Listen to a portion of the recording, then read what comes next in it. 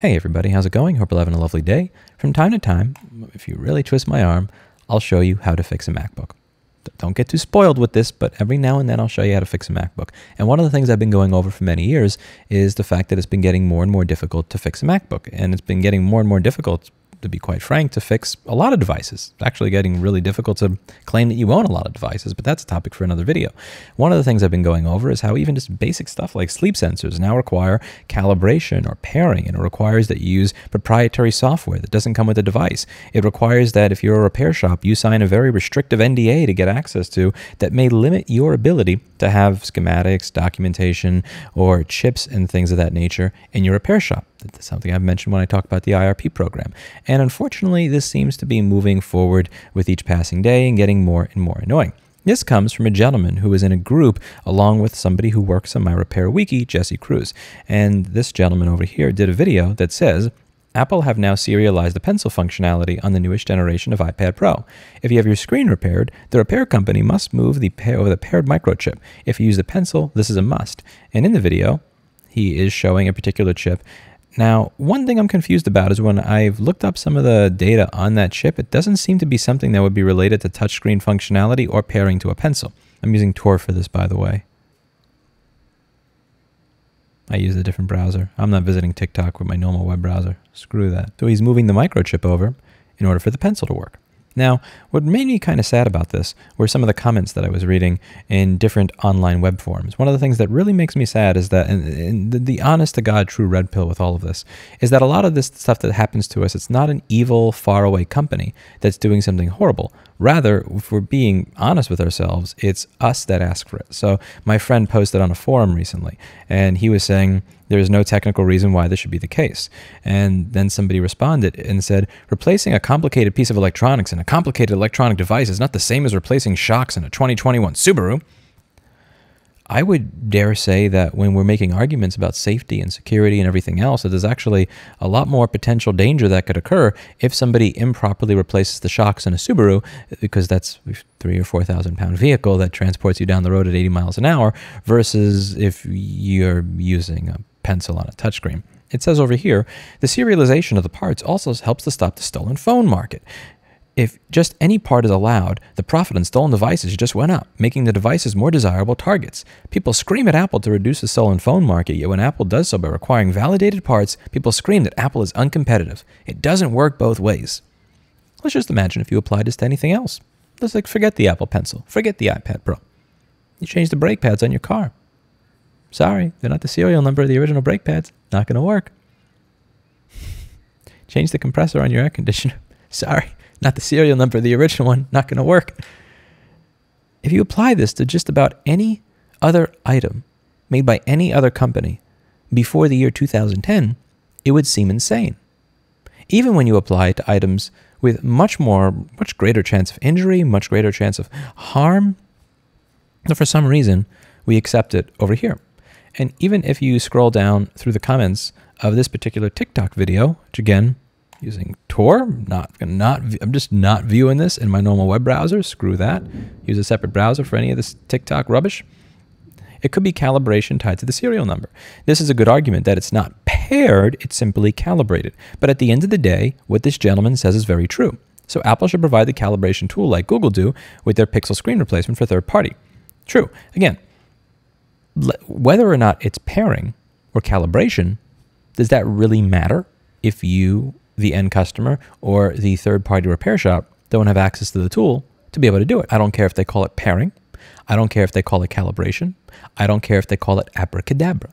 Whatever it is, whether it's abracadabra or anything else, when you spend $1,000 on something, if replacing a part on that is going to require a proprietary piece of software that wouldn't otherwise be necessary for the new part to be able to work, just so that they can have a little handshake of some sort, I think that software should come with the device. And I want to be as clear as possible here. When I say make that software available, I don't mean simply make it available only for that one instance, only if you buy that specific part for that specific repair. I mean that if there's a calibration tool that is necessary to be able to maintain the device, that should be available for anyone who buys a part from anywhere, whether it is an independent service center, an Apple authorized service center, or a customer that wants to buy a particular part to be able to fix their device, whether it's from Mobile Centrics or Apple's own program. Having that program available means it comes with the device, the way this used to work back in the day before we all lost our collective minds, because you don't really own it if you're not able to do basic maintenance on it because the manufacturer has in some way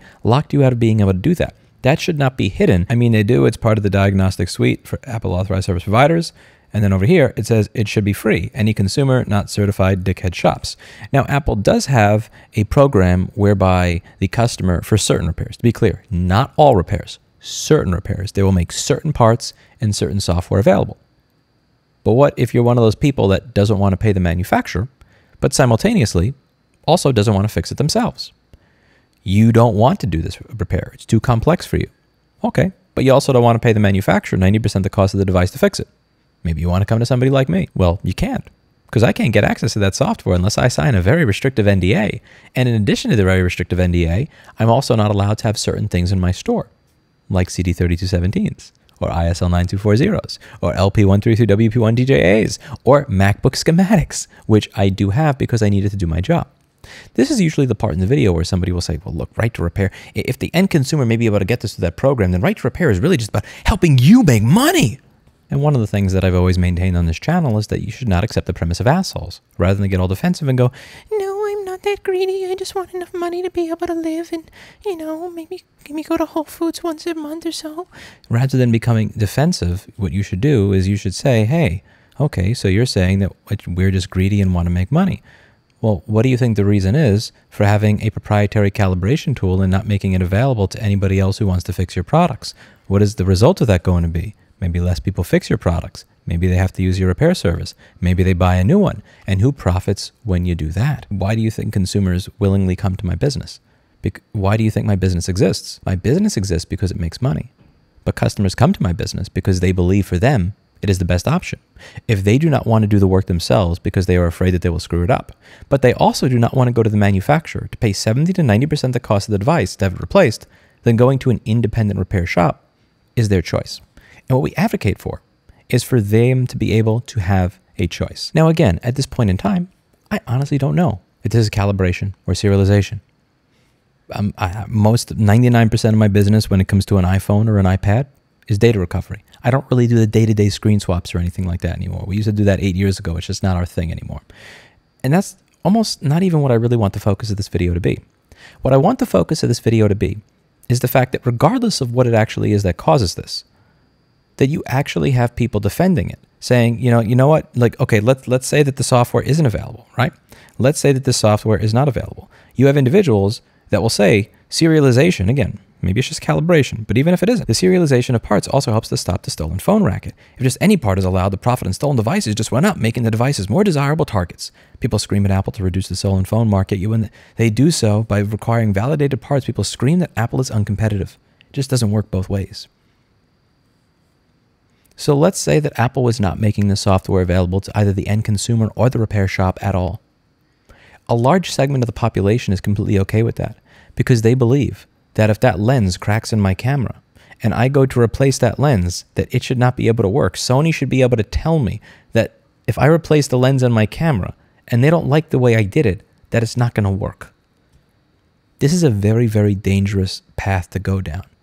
And I don't think people understand when they make these arguments simply because they like some of Apple's products or they've bought the stock and they've made some money off of buying the stock, what the downside is going to be, not just for their generation, but many generations into the future, as we live in a world where we don't just have less freedom because companies have started to take it away from us, but we have less freedom because we have advocated for them to take it away from us. You see, there's a big difference between a company taking your freedom away and you just saying, you know what, here, I'm going to serve it to you on a silver platter. And more what I'm finding is that we are serving our freedom to many of these companies on a silver platter. And it's a trend that I really want to make clear so we can try to walk back the clock on that.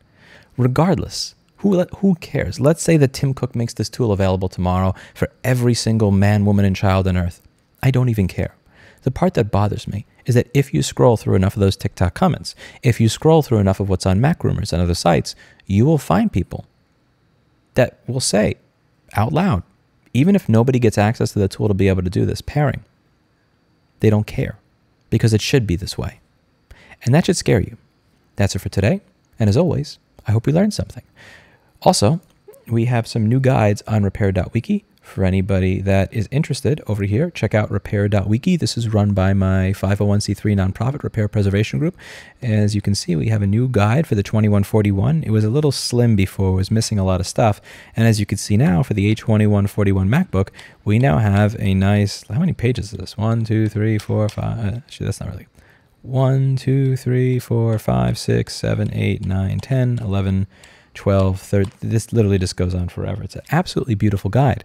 For those of you who are wondering where the repair videos have gone, there's less repair videos, but we have not stopped with the repair guides. And these repair guides are 10 times more detailed than my old repair videos ever were. You can figure out how to fix just about any problem on a MacBook motherboard of almost any model where you're almost done getting all of them added to this.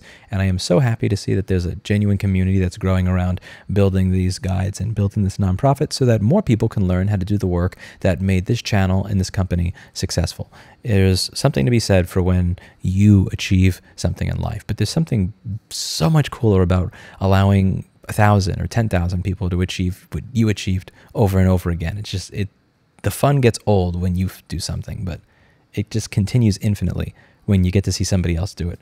And that's what we're doing here. And if you want to contribute, I will leave a link to the Open Repair Discord down below for anybody who's open to volunteering. We obviously have some things to fix here, and yeah, I probably shouldn't see template engine.php on the top of the site, but we're working on it. Working on it. That's it for today. And as always, I hope you learned something.